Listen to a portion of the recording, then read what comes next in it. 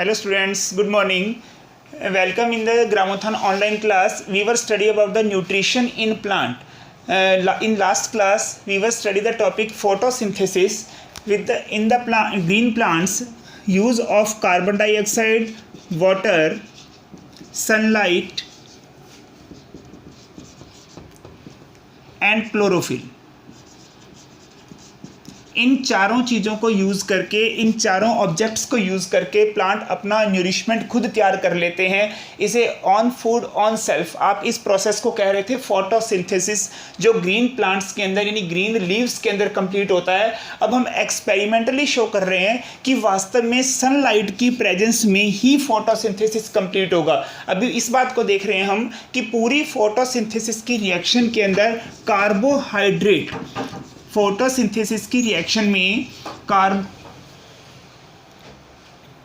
Carbohydrate की form के अंदर हमने देखा यहाँ कार्बोहाइड्रेट फॉर्मेशन हो रही थी. That is the nourishment in the plant, यानी न्यूट्रिशन इन प्लांट. प्लांट के अंदर यानी लीव्स जो बना रही हैं फोटोसिंथेसिस में, वो हमने देखा था कार्बोहाइड्रेट. देखिए, कार्बन, हाइड्रोजन और ऑक्सीजन से मिलकर बना हुआ एक प्रोडक्ट है जिसे हम कह रहे हैं कार्बोहाइड्रेट.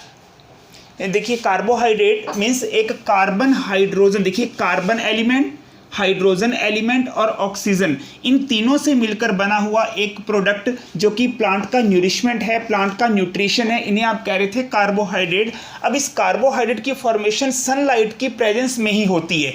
कार्बोहाइड्रेट की प्रेजेंस हो रही है वो इस सनलाइट की प्रेजेंस में. इसको हम एक्सपेरिमेंटली शो कर रहे हैं. We take a 2 potted plant, गमले में लगे हुए 2 पौधे लेते हैं हम. आप गमले में लगे हुए 2 प्लांट्स लेते हैं. एक प्लांट को आप डार्क रूम के अंदर, मतलब जहां पर सनलाइट नहीं पहुंच रही हो, जहां पर सनलाइट नहीं पहुंच रही है, उस अब एक प्लांट को यानी एक पोटेड प्लांट को आप डार्क रूम में पुटअप करते हैं, एक डार्क रूम के अंदर रखते हैं, यानी अंधेरे कमरे के अंदर रखते हैं जहां पर सनलाइट रीचेस नहीं हो रही है, जहां पर सनलाइट नहीं पहुंच रही है. अब हम देख रहे हैं दूसरे एक प्लांट को हम धूप में रखते हैं.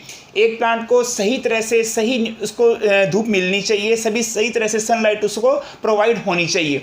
2-3 दिन के बाद हम दूसरे वाले प्लांट के, देखिए दोनों प्लांट से एक लीफ को स्टक करते हैं, एक लीफ को स्टक करते हैं. एक लीफ को इस यहाँ से स्टक कर लिया जाता है, यानी जो प्लांट धूप में रखा हुआ है, और एक जो डार्क रूम में रखा हुआ है उससे भी एक लीफ को स्टक कर लिया जाता है. उसे एक लीफ को तोड़ लेते हैं वहाँ से और इसका आयोडीन टेस्ट करते हैं. ध्यान देंगे स्टूडेंट्स, आयोडीन टेस्ट, ये आयोडीन टेस्ट स्टार्च या कार्बोहाइड्रेट के लिए किया जाता है. मतलब हमें अभी स्टडी किया कि प्लांट में न्यूट्रिशन क्या बनता है, कार्बोहाइड्रेट, यानी कार्बन, हाइड्रोजन और ऑक्सीजन से मिलकर क्या बन गया, कार्बोहाइड्रेट. ये प्लांट का न्यूरिशमेंट है. यहाँ हमने देखा इस लीव्स का आयोडीन टेस्ट करते हैं. मीन्स इस लीफ के ऊपर आयोडीन को हम गिराते हैं. यहाँ देखते हैं हम दोनों लीव्स के ऊपर, एक लीफ जो कि सनलाइट वाले प्लांट की थी और एक लीफ है जो डार्क रूम वाले प्लांट की हम लेते हैं, जो डार्क रूम में रखा हुआ था.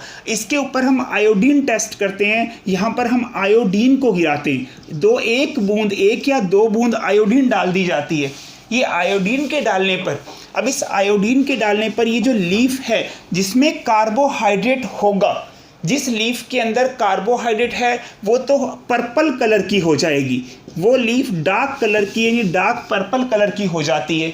ठीक है, लेकिन जो डार्क रूम वाला प्लांट था, जो हमारे पास डार्क रूम वाला प्लांट था, उसके अंदर कार्बोहाइड्रेट की प्रेजेंस नहीं दिखाती. मतलब ये लीफ पर्पल कलर की अपीयर नहीं होती है सामने. अब ये वाली जो दूसरी लीफ होगी वो पर्पल कलर की नहीं बनेगी क्योंकि उसके अंदर कार्बोहाइड्रेट की फॉर्मेशन नहीं हुई.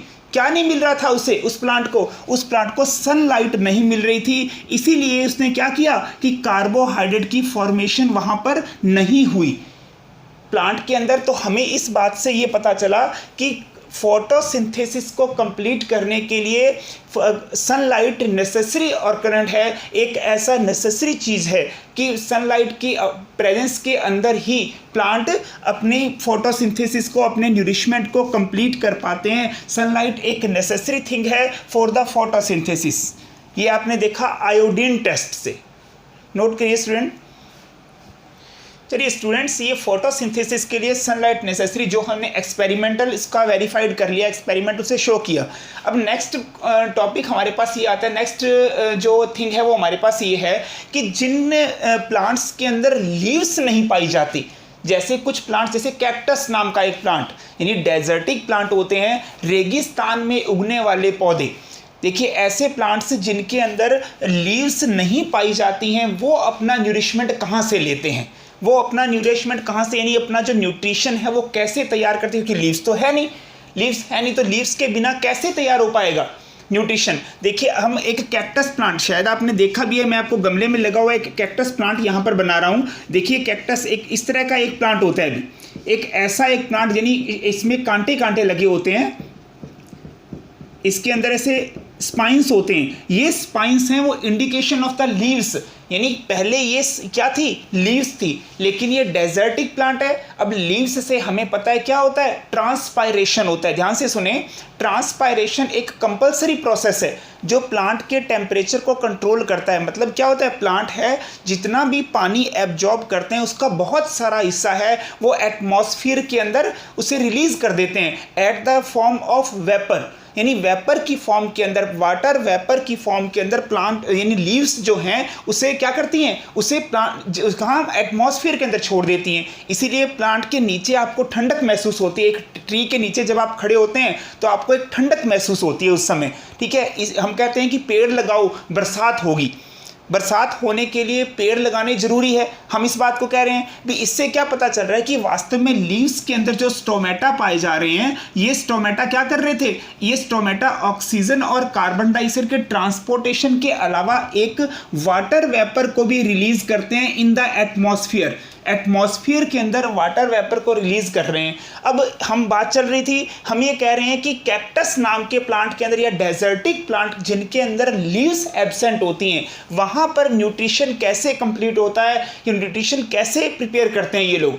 देखिए प्लांट्स की बात कर रहे हैं हम प्लांट्स में देखें कि इनके अंदर जो इनका ये स्टेम है, इस स्टेम, ये स्टेम भी ग्रीन कलर का हो जाता है, इसे फिलोक्लेड कहा जाता है। इस स्टेम को बोलते हैं फिलोक्लेड। मतलब क्या होता है, इनका जो स्टेम है, जो वो पार्ट आपको दिखाई दे रहा है, ये पार्ट ग्रीन कलर का है। मतलब जो क्लोरोफिल है वो इसके अंदर पाया जा रहा है। मतलब जो क्लोरोफिल है वो क्लोरोफिल कहाँ पाया जा रहा है, ये क्लोरोफिल इनके स्टेम के अंदर, मतलब इस वाले पार्ट में पाया जा रहा है। क्योंकि लीव्स तो किस में कन्वर्ट होगी, स्पाइंस के अंदर, मतलब कांटों के अंदर कन्वर्ट हो गई। लेकिन यहाँ पर क्या हुआ कि क्लोरोफिल इनके अंदर पाई, यानी अब इसकी न्यूट्रिशन बनाने का काम, मतलब फोटोसिंथेसिस करने का काम कौन करेगा, ये स्टेम वाला पार्ट, जो ग्रीन वाला पार्ट है, ये वाला पार्ट करेगा। क्योंकि पानी की तो ऑलरेडी कमी है वहाँ पर, इसीलिए इस ट्रांसपायरेशन को कम करने के लिए लीव्स तो कन्वर्ट हो जाती हैं किसके अंदर, स्पाइंस में, यानी कांटों के अंदर परिवर्तित हो जाती हैं। यहां हमने देखा कि इसके जो फिलोक्लेड मतलब इनका जो स्टेम है वो ग्रीन कलर का हो गया। यहां से ये अपना न्यूरिशमेंट तैयार करेंगे, अपनी कार्बोहाइड्रेट को तैयार करेंगे, मतलब अपने न्यूट्रिशन को तैयार करेंगे। ये बात रही फोटोसिंथेसिस उन प्लांट्स के अंदर जिनके अंदर लीव्स प्रेजेंट नहीं होती है। Leaves are not appear in this plant, so it is phylloclade perform a photosynthesis process. यानी ये जो फोटोसिंथेसिस प्रोसेस कौन कंप्लीट करता है, ये फिलोक्लेड ही कंप्लीट करता है। स्टूडेंट्स, ये था आपके पास आपका लेसन न्यूट्रिशन इन प्लांट। और इसके बाद हम नेक्स्ट में करेंगे मोड ऑफ न्यूट्रिशन के बारे में, यानी हेटेरोट्रॉफिक न्यूट्रिशन है वो आगे कितने टाइप का है, इसकी बात हम करेंगे नेक्स्ट क्लास में। Thank you students.